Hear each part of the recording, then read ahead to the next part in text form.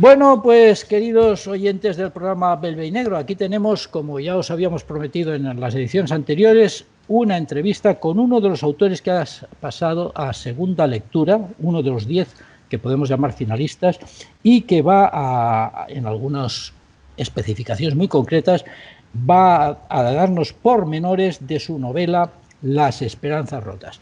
Bueno, querido autor, espero que el COVID le haya respetado, esté muy sano y podamos difundir a todos nuestros oyentes su novela Las esperanzas rotas, en el sentido de que puede explayarse todo lo que quiera, porque, bueno, al fin y al cabo no habrá sorpresas, la están leyendo los miembros del jurado y estará bien que diga algo.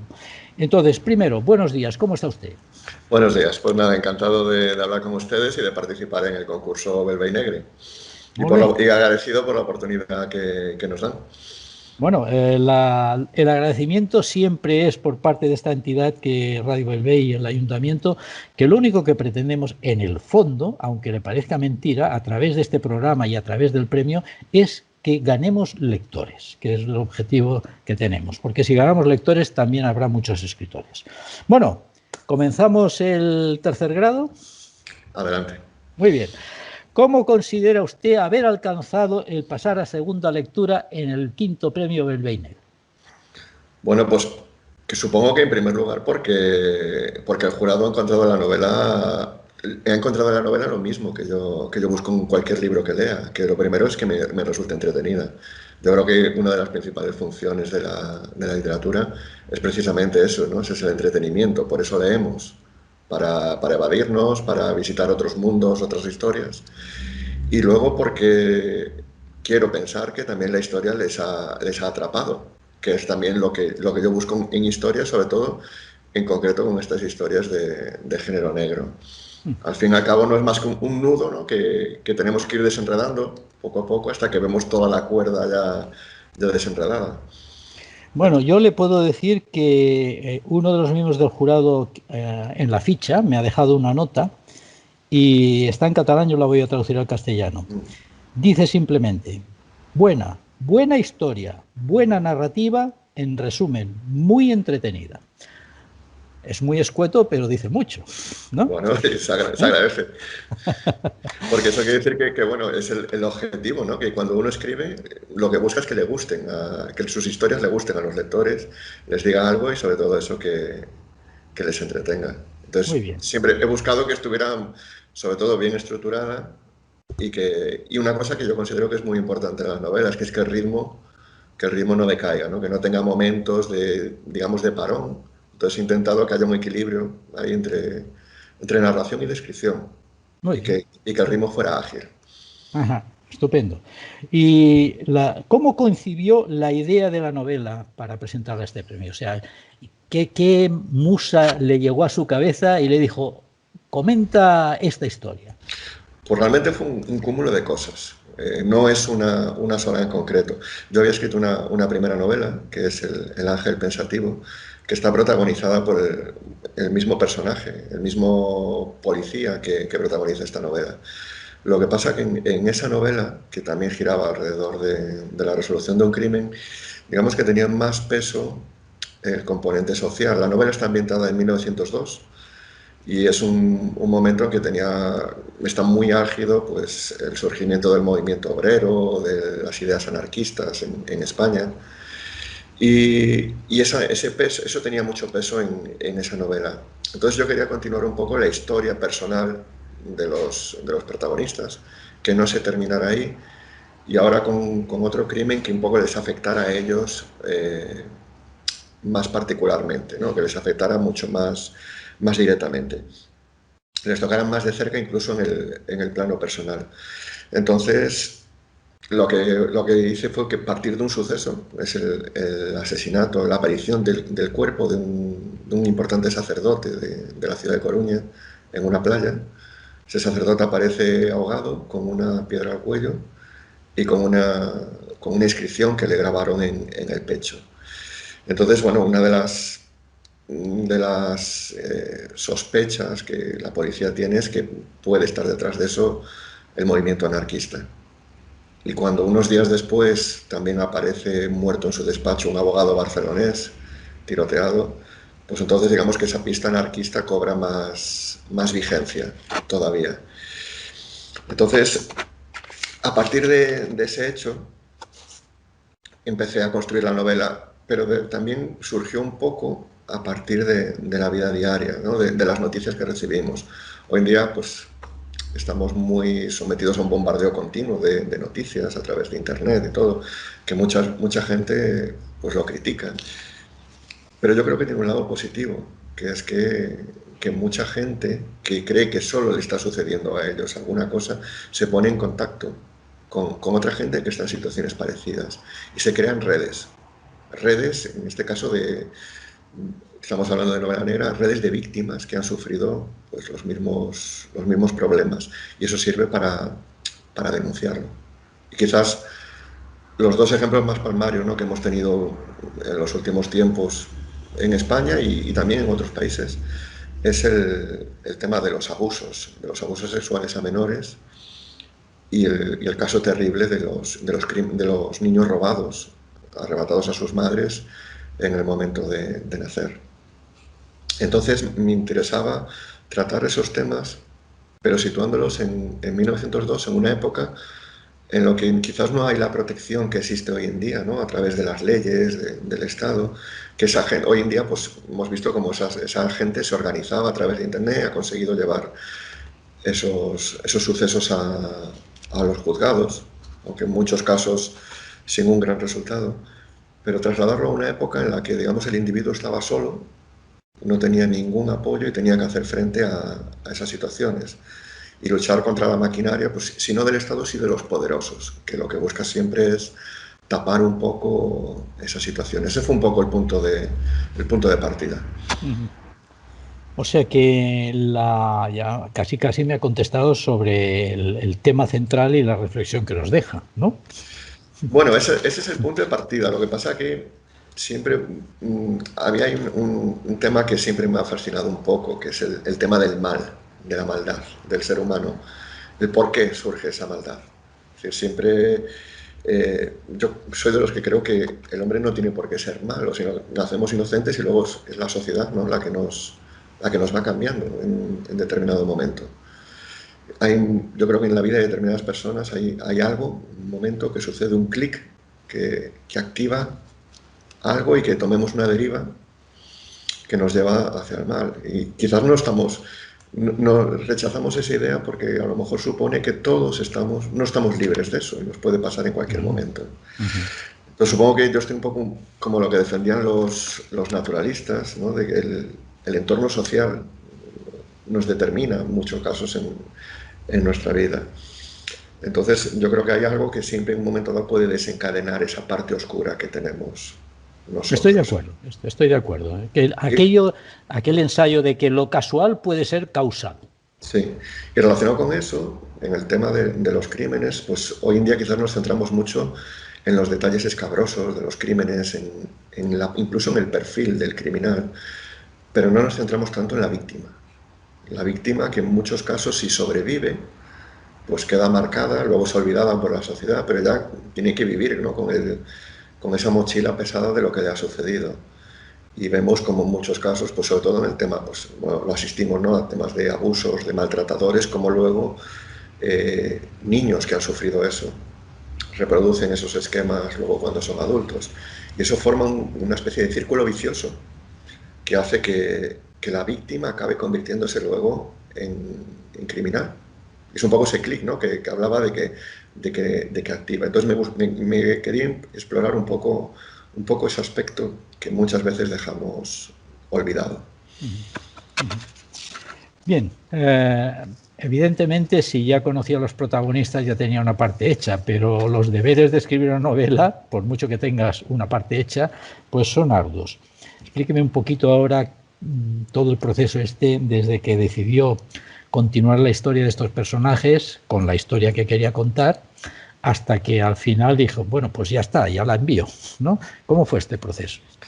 Bueno, como dije, es la continuación que se puede leer totalmente independientemente de esa primera novela. Entonces, como dice usted, pues había una parte de la novela, ¿no?, que ya estaba un camino andado, que era la construcción de esos protagonistas, de las relaciones que había entre ellos. Entonces, en ese aspecto me lo facilitó, ya me había documentado también sobre la época, sobre la ambientación, los sucesos que había en esa época, y eso me facilitó en gran medida la labor. En parte fue como volver a encontrarse con unos viejos amigos y retomar la relación con ellos.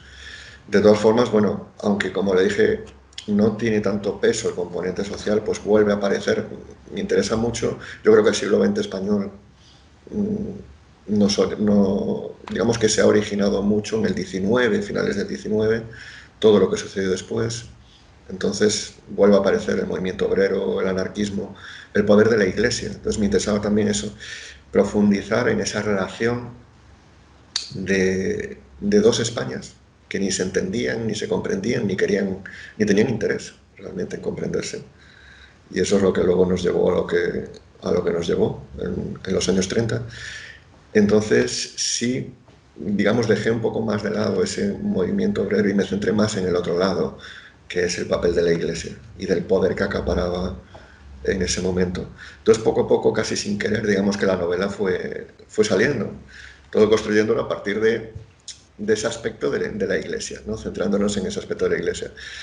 Luego el problema es el que, digamos, todos los escritores se encuentran cuando acaban una novela, que dice, tú la cierras, parece que la historia está acabada y dices, ya está. Pero realmente empieza lo peor, porque uno la vuelve a leer por primera vez. Yo en mi caso siempre la suelo dejar ahí un mes aparcada para olvidarme un poco de ella y empiezo a ver cosas que no le gustan y por qué dije esto y por qué lo cambié. Y realmente yo creo que eso es absolutamente horroroso, porque uno la lee y cree que nunca va a terminar. La vuelve a leer y dice, pero si esto ya estaba. Y uno realmente tiene que decir, ya tengo que dejarlo y ya tengo que mandarlo. En ese caso tengo que agradecerle a Belvé y Negre el plazo, porque si no fuera por el plazo probablemente seguiría dándole vueltas, sin parar. Bueno, ha dicho dos cosas que son interesantes. La primera es que, y es muy de agradecer, que ha tenido la capacidad de, dentro de la novela negra, incrustar la novela histórica. Eso por un lado. Y respecto a las dos Españas, y lo lamento porque hubo un cantante que no puedo, debo citar el nombre, pero es quien la cantó, aquello de la vida sigue igual, que es Julio Iglesias.